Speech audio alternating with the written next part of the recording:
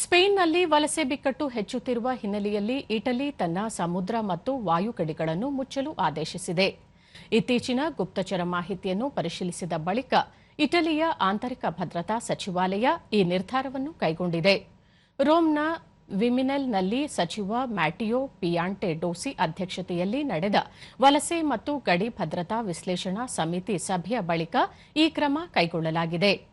ಈ ಮಧ್ಯೆ ಸಿಯೂಟಾ ಪ್ರವೇಶಿಸಿದ್ದ ಸುಮಾರು 60,000 ಜನರ ಪೈಕಿ 48,000ಕ್ಕೂ ಹೆಚ್ಚು ವಲಸಿಗರು ಮೊರಾಕ್ಕೋಗೆ ಮರಳಿದ್ದಾರೆ. ಅಕ್ರಮವಾಗಿ ಪ್ರವೇಶಿಸಿದ ಎಲ್ಲಾ ವಲಸಿಗರ ತ್ವರಿತ ವಾಪಸಾತಿಗೆ ಅನುಕೂಲವಾಗುವಂತೆ ಕ್ರಮಗಳನ್ನು ಬಲಪಡಿಸಲು ಸ್ಪೇನ್ ಮತ್ತು ಮೊರಾಕ್ಕೋ ಒಪ್ಪಿಕೊಂಡಿವೆ.